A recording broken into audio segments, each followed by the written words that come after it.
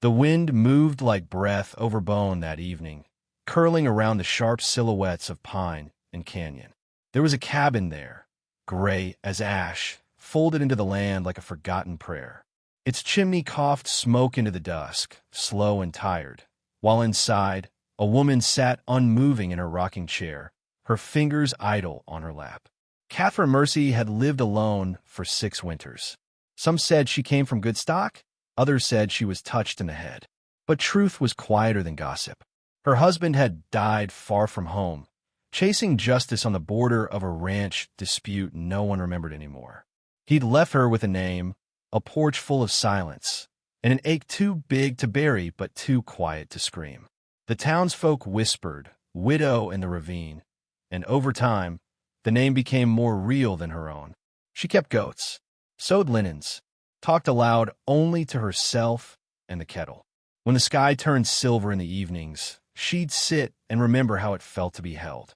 But tonight, as the light thinned and the shadows stretched, something happened that hadn't in years. A knock. It wasn't loud, just a firm tap like someone asking without pride. Her breath caught. She hadn't heard that sound since the war. She didn't move.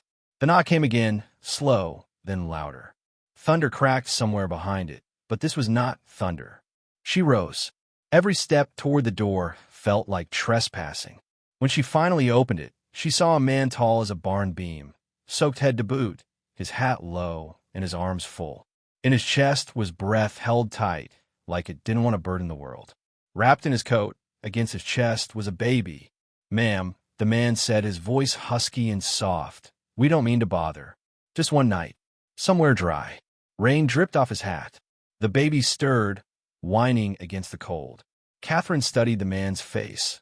A stranger, yes, but not dangerous. Not cruel, just lost. She stepped aside. The fire snapped in the hearth as she fed it kindling. The stranger laid the baby in a cradle made of folded quilts and worn wood. He shrugged off his coat, revealing arms roped in work and sorrow. He sat at the edge of the table like a guest, not sure he was welcome. They didn't speak for a long time. She poured broth into 2 tin mugs and slid one toward him. He nodded, murmured thanks. The rain drummed hard against the roof like it wanted in. Finally, she asked, "Name?" "Jonas." "And the child?" "Tobias." She waited for more. He offered nothing. But his eyes spoke of dust roads walked too long, of choices bent by regret. She knew that look. She'd worn it once. "You're running," she said quietly. Not from a law, from shame. His hand froze on the mug. His jaw tightened. "Didn't protect her like I promised," he said. The fire cracked. She didn't ask who. She didn't need to. There were 1,000 ways a man could lose a woman in the West. Later, while the child slept, Jonas sat near the hearth, his boots steaming. Catherine sat beside the cradle, the baby's tiny fingers wrapped around her calloused one. She whispered and oiled him, nothing loud, just enough to remind her of the sound of comfort.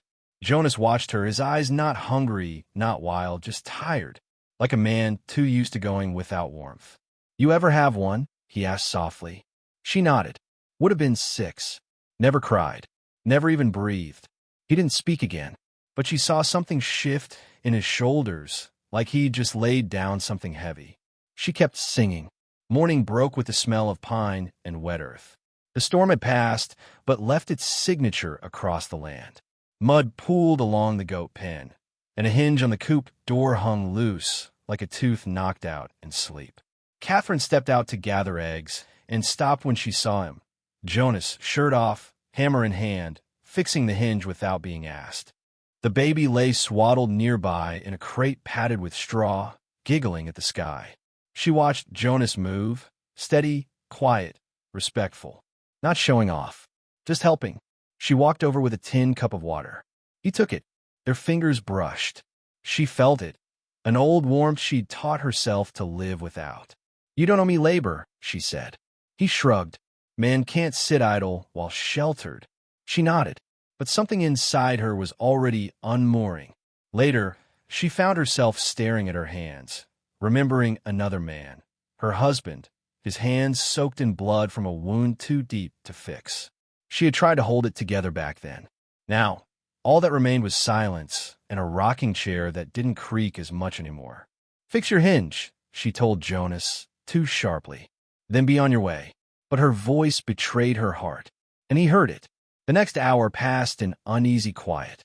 Jonas packed a small satchel, slung Tobias gently on his back, walked toward the mule tethered beneath a cedar tree. Then it came. The ravine screamed.